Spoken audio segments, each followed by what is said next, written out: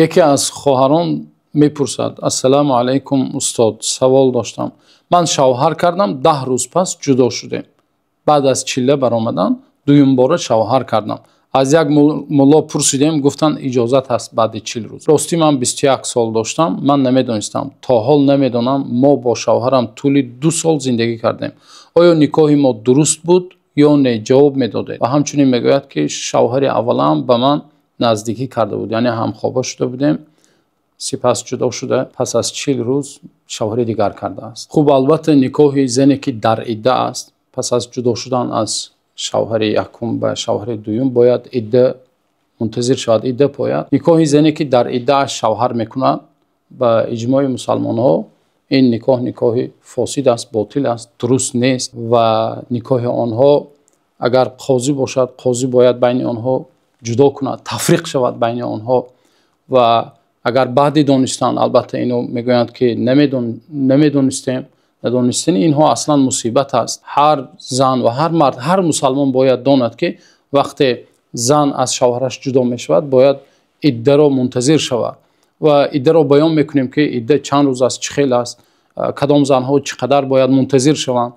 و الله تعالی در قرآن کریم آشکارا بیان کرده است. الله میگوید: ولا تعزموا عقدة النکاح حتی یبلغ الکتاب اجله. شما هرگز به عقد نکاح، عقد ازدواج تصمیم نگیرید تا آن زمانی که مدت مقرر شده، مدت عده‌ای که الله تعالی مقرر کرده است آن را منتظر شدن. و هر مولایی که گفته است بعد از 40 روز تو میتوانی ازدواج کنی، گپش سخنش نادرست است و باطل است نکاح آنها.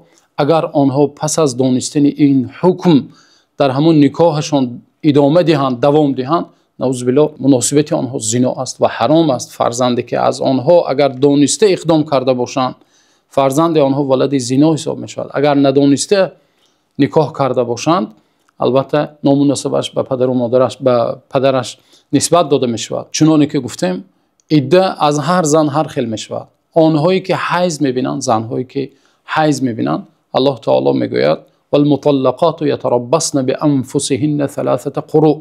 آنهایی که طلاق گرفتند، زنهای طلاق شده و حیض می بینند، عده آنها 3 حیض است. 3 قرء یعنی 3 حیض است، موافق مذهب ابو حنیفه رحمت الله علیه.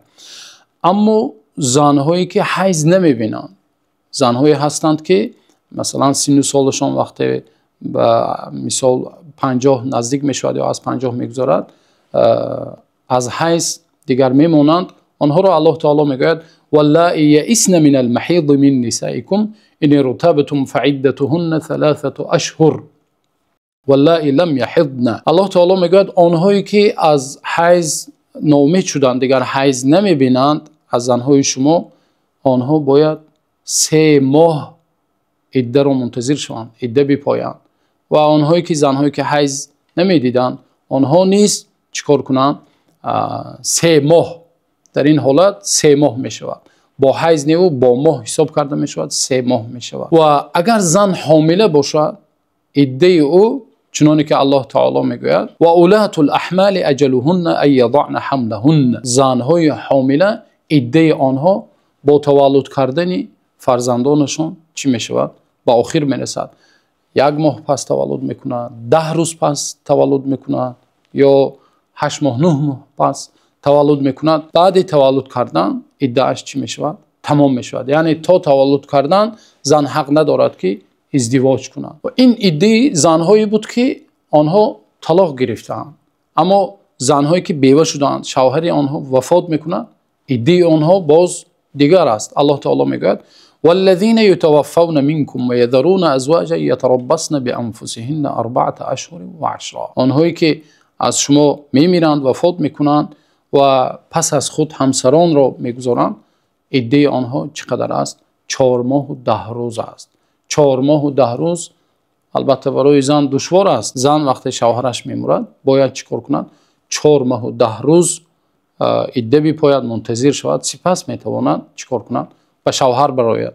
و البته زنهایی که شوهراشون میمیره، چنانکه که گفتیم حامله باشند، عده آنها پس از تولد کردن تمام می شود. شرط نیست که 4 ماه و 10 روز آنها منتظر شوند. خوب، اکنون حکم همان نفری که آنها در عده ازدواج کردن و زن باید چیکار کنند؟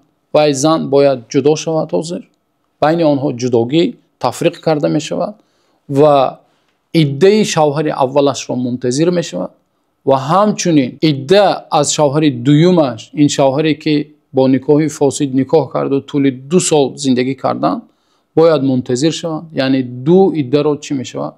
منتظر می شود. سپس می توانند آنها چیکار کنند؟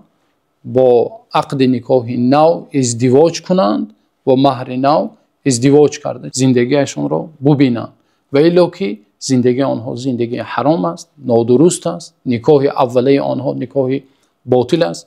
الله تعالی را دعا میکنیم که هر یکی ما و شما را به احکام خودش و به دین خودش و به راه صراط المستقیم هدایت کند تا نوار آینده. الله نگهدار.